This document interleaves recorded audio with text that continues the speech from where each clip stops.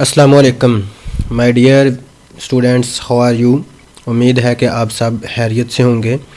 आज हमारा जो है वो चैप्टर नंबर 1 जो है वो कंप्लीट हो गया था, तो उसकी नेक्स्ट एक्सरसाइज जो है वो हम स्टार्ट करते हैं।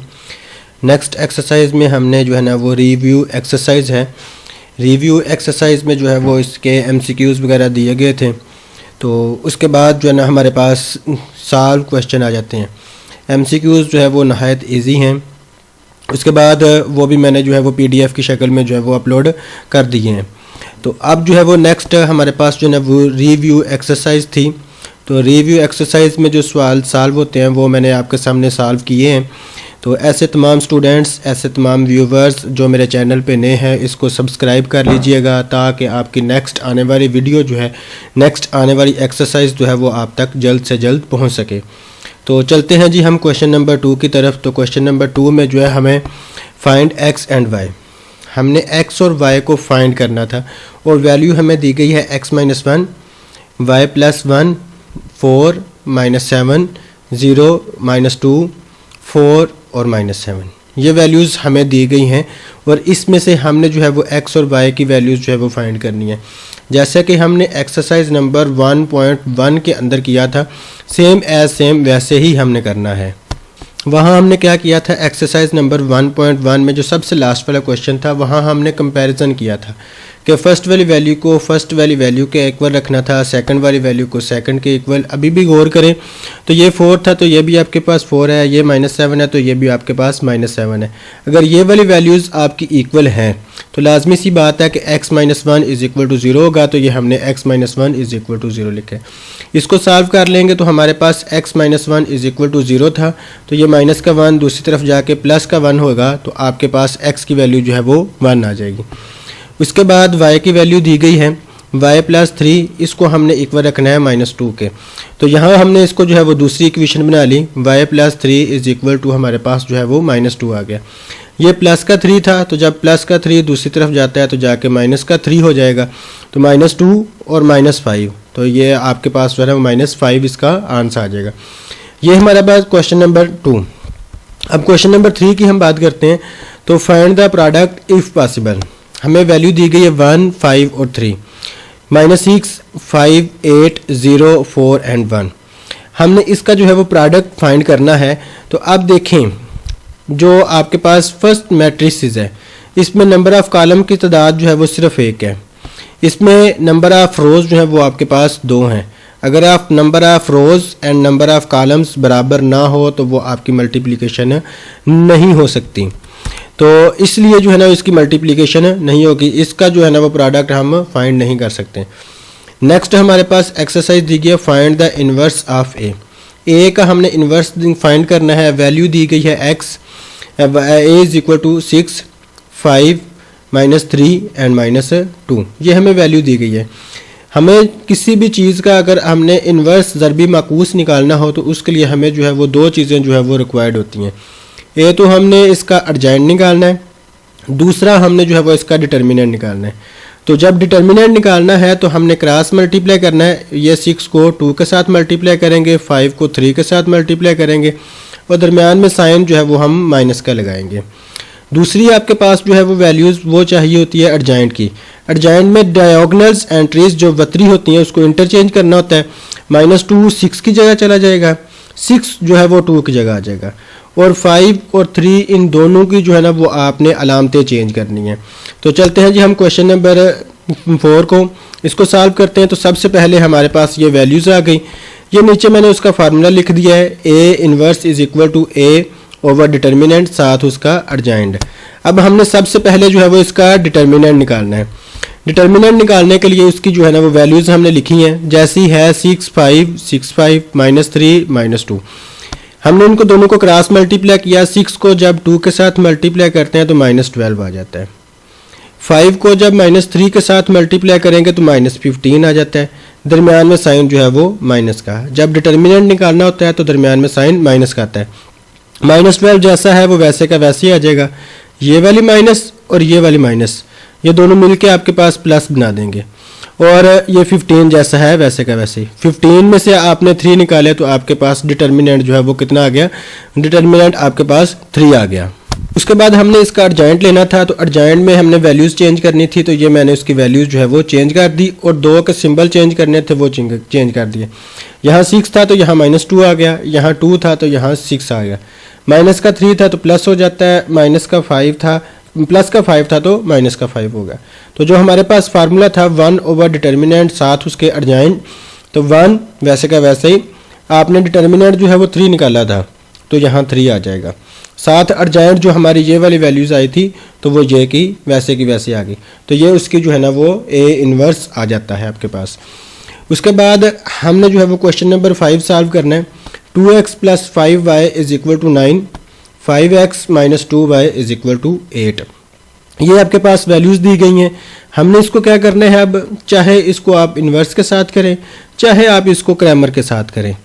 इन्वर्स के साथ करना है तो वो भी ठीक है, आपने क्रैमर के साथ करना है तब भी ठीक है, क्योंकि जब कोई चीज़ मेंशन ना हो कि हमने इसके साथ सॉल्व करना है तो उस वक़्त आपकी फिर मर्ज़ी है, आप जिसके साथ मर्ज़ी जो है वो सॉल्व कर सकते हैं।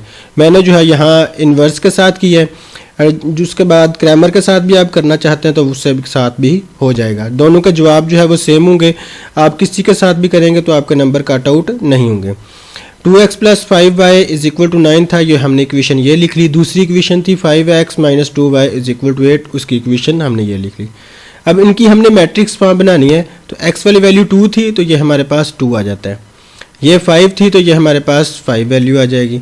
उसके बाद ये हमें 5 दिया गया तो ये आपके पास 5 आ जाता है, ये -2 था तो ये आपके पास -2 आ जाएगा। वेरिएबल x और y इस्तेमाल हुआ है तो ये वेरिएबल x और y हमने साथ लिख लिए। = 9 और 8 है तो 9 और 8 जो है वो वैसे का वैसे रहेगा। अब हमने इसके मैट्रिक्स बना लिए, इसका जो है वो नाम हमने A रखना है तो ये A रख लिया, इसका नाम B रखना था तो ये 9 और 8 का, तो ये हमने नाम इसका B रख लिया। दरम्यान में जो रकम x और y थी तो यहाँ हमने x के इक्वल रख लिया। अब इक्वेशन हमारे पास बनेगी Ax = B, तो ये हमने इक्वेशन Ax = B लिख ली। A दूसरी तरफ जाके उसका इन्वर्स हो जाएगा। अब हमने क्या करना है, A का इन्वर्स निकालना है और इन्वर्स निकालने के बाद उसको जो है वो हमने B के साथ मल्टीप्लाई कर देना है। इन्वर्स निकालने के लिए आपके पास 2 चीज़ें जो है वो ज़रूरी होती हैं, A का आपने डिटर्मिनेंट निकालना है और दूसरा आपने अर्जेंट निकालना है। तो A की वैल्यू आपके पास जो दी गई थी वो क्या थी, 2, 5, 5 और -2। आपने इन दोनों को क्रॉस मल्टीप्लाई करना है और दरमियान में साइन जो है वो माइनस का रखना है। तो चलते हैं जी, इसका डिटर्मिनेंट निकालते हैं। तो ये हमने उसकी वैल्यू लिख ली।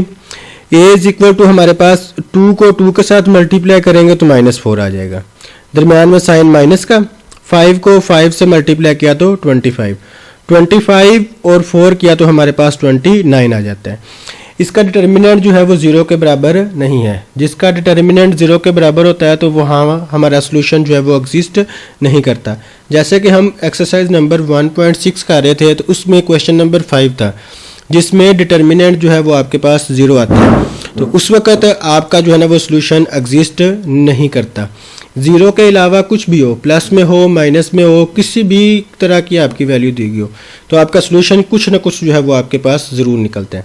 उसके बाद हमने अर्जेंट निकालना है, तो इसी रकम का अर्जेंट में 2 जो है वो -2 के साथ रिप्लेस हो जाएगा, ये हमने उसके रिप्लेस कर दिए।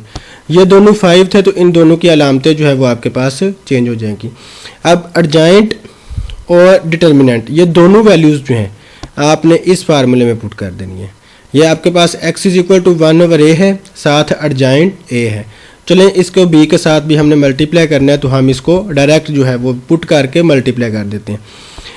x की वैल्यू जो दी गई थी वो x/y थी, यहाँ x और y आ गया, दरम्यान में इक्वल था तो वो हमारे पास इक्वल आ गया, ये हमारे पास इक्वल।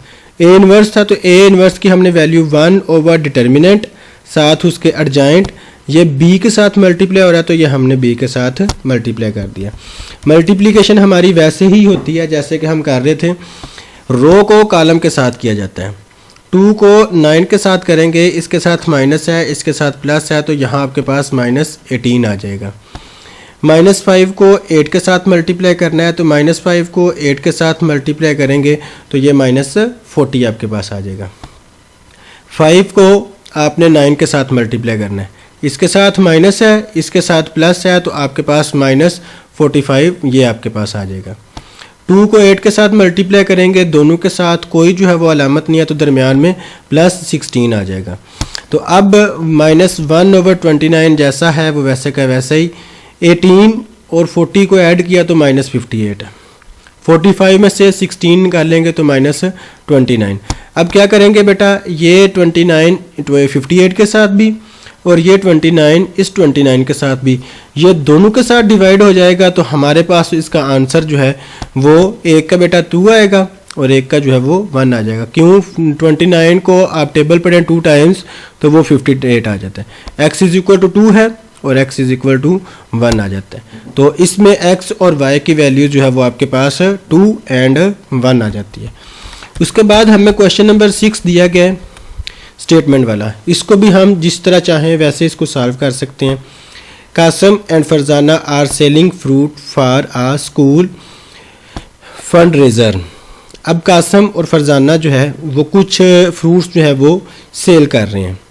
अब कस्टमर जो है ना उनसे ऑरेंजेस खरीद रहे हैं, कुछ लार्ज बॉक्सेस थे और कुछ स्मॉल बॉक्सेस थे। ऐसा करते हैं, जो लार्ज थे उसको y का नाम दे लें और जो स्मॉल थे उसको x का नाम दे लें। अब क्या है जी, कासम सोल्ड 3 स्मॉल बॉक्सेस, यानी स्मॉल को हम x कहते हैं तो यहाँ हमारे पास 3x आ जाएगा। ऑरेंजेस एंड 14 लार्ज बॉक्सेस, और 14 लार्ज बॉक्सेस थे, यहाँ 14y आ जाएगा। तो टोटल आपके पास जो है वो कितने थे, 203। तो ये हमारे पास जो फर्स्ट इक्वेशन बने थी वो 3x + 14y = 203। अब हम फरजाना की बात करते हैं जी।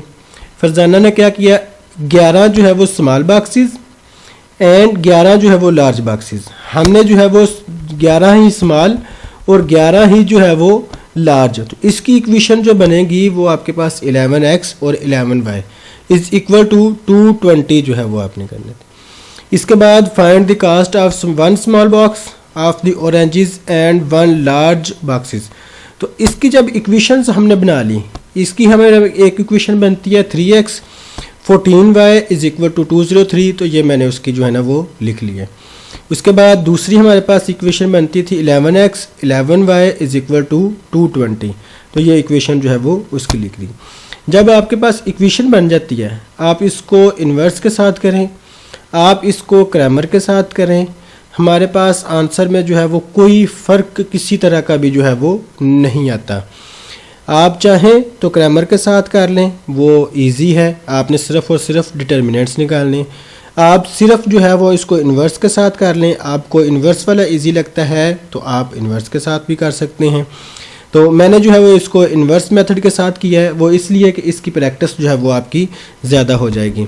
तो इसको भी हमने वैसे ही सॉल्व करना है जैसे कि हमने एक्सरसाइज नंबर 1.6 को सॉल्व किया था। हमारे पास इक्वेशंस बन गई हैं 2। ये इक्वेशंस जब आ गई हैं तो हम इसको जो है वो जिस मर्जी मेथड के साथ जो है वो करें, इसमें हमें जो है वो फ़र्क नहीं पड़ता। हमने इसके जो है वो सबसे पहले मैट्रिक्स बनाने थे तो ये इसके मैट्रिक्स बना लिए, और ये = 203 और 220 था तो ये हमारे पास इक्वल आ गया। पहली अमाउंट को a के इक्वल, दूसरी अमाउंट को x के इक्वल और तीसरी अमाउंट को जो है वो b के इक्वल। हमने a का इन्वर्स निकालना था तो a का इन्वर्स निकालने के लिए उसका एडजाइंट और डिटर्मिनेंट होना ज़रूरी है। सबसे पहले हम इसका जो है वो डिटर्मिनेंट निकालेंगे। तो ये हमने इसका जो है वो डिटर्मिनेंट निकाला, क्रॉस मल्टीप्लाई की, दरमियान में साइन माइनस का, तो यहाँ आपके पास -121 आ जाता है।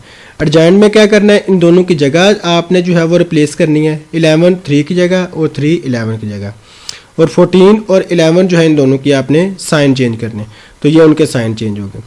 जब आपने इक्वेशन नंबर 1 में पुट करेंगे तो x = a इन्वर्स और साथ b था, तो ये हमने जो है वो इसकी वैल्यू पुट कर दी। a इन्वर्स इसका फार्मूला था 1/डिटर्मिनेंट 1। डिटर्मिनेंट हमारा देखें 121 आया था तो यहाँ 121 आ जाएगा, और साथ एडजाइंट था तो ये एडजाइंट की जगह आ जाएगा। साथ जो है वो b के साथ मल्टीप्लाई हो रहा था तो हमने इसको जो है वो मल्टीप्लाई कर दिया। अब इसको हम मल्टीप्लाई करेंगे तो हमारे पास जो है वो सिंपल रो को कॉलम के साथ मल्टीप्लाई करना है। ये हमारे पास रो थी, इसको कॉलम के साथ कर देंगे, ये रो थी और कॉलम के साथ करेंगे, और लास्ट पे हम जो है वो सब को सिंप्लीफाई करने के बाद यहाँ आपके पास -847 और 1573 जो है वो आपके पास आता है। 121 दोनों के साथ जो है वो डिवाइड होगा तो आपके पास x की वैल्यू 7 आएगी और y की वैल्यू जो है वो 13 आएगी। यानी कि x हमने स्मॉल बॉक्स रखा था तो उसमें जो है वो 7 कॉस्ट आ जाएगी, और y जो है वो हमने लार्ज के लिए रखा हुआ था तो लार्ज की जो है ना वो कॉस्ट जो है वो 13 आ जाएगी। तो ये हमारे पास जो है वो एक्सरसाइज नंबर 1.1 से लेकर 1.6 तक जो है हमने इसको सॉल्व किया। उसके बाद हमने रिव्यू एक्सरसाइज को भी देखा, उसमें जो है वो MCQs वगैरह और उसके बाद खाली जगह भी आती थी, और उसके बाद हमारे पास कुछ क्वेश्चन थे वो हमने जो है वो सॉल्व कर दिए। तो आप इसको जो है वो प्रैक्टिस कीजिएगा। अगर कुछ भी जो है वो आपको समझ ना आए तो आप कमेंट बॉक्स में जो है वो आप पूछ सकते हैं, आपके जो है ना तमाम तर कमेंट्स का जो है ना वो जवाब दिया जाएगा। तो आप जो है वो प्रैक्टिस कीजिएगा तो इंशाल्लाह जो है ना वो आपके अच्छे मार्क्स आ जाएंगे। Practice makes a man perfect. तो उस वक्त के लिए हम इंशाल्लाह जो है वो नेक्स्ट जो है वो वीडियो जल्द ही अपलोड कर देंगे। आप सबसे गुजारिश है कि आप इसको जो है वो सब्सक्राइब कीजिएगा ताकि हमारी नेक्स्ट आने वाली वीडियो जो है वो आप तक पहुंच सके।